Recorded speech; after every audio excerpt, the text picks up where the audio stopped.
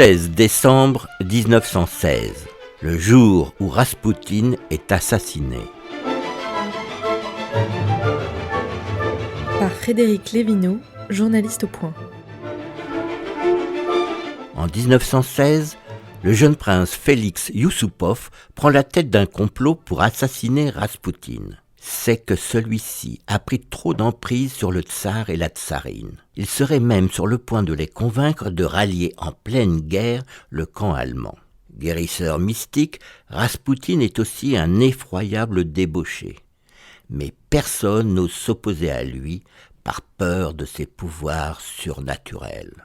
À 29 ans, Youssoupov est l'héritier de la famille la plus riche de Russie. Il ne pense qu'à faire la fête, travesti en femme. Pour autant, il épouse la nièce du tsar, la princesse Irina Alexandrovna. Quand son époux lui demande de servir d'appât à Raspoutine pour l'attirer dans leur palais de Saint-Pétersbourg, elle accepte. Mais au dernier moment, Irina se dégonfle. Pas grave, Félix se borne à faire croire à Raspoutine qu'elle l'attend pour un rendez-vous intime. Le moujik accourt, alléché à l'idée d'une nouvelle conquête.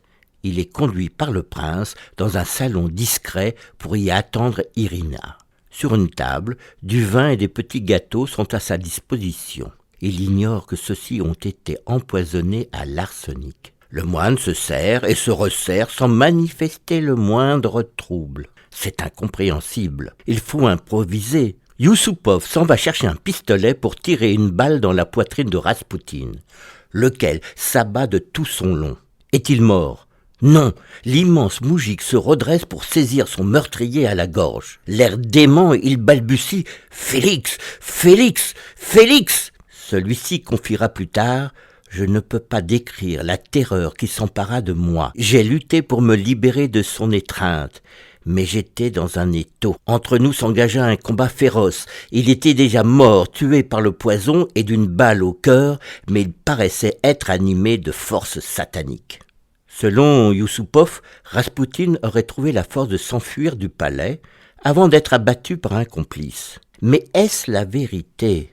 Des années plus tard, un agent du service secret britannique affirmera avoir été sur place et abattu lui-même le moine d'une balle dans le front. Quoi qu'il en soit, le cadavre est ficelé dans un rideau avant d'être balancé dans la Neva gelée. Ainsi périt le pèlerin mystique qui avait su s'emparer de l'âme de la tsarine. Une série réalisée par Megan Kioki.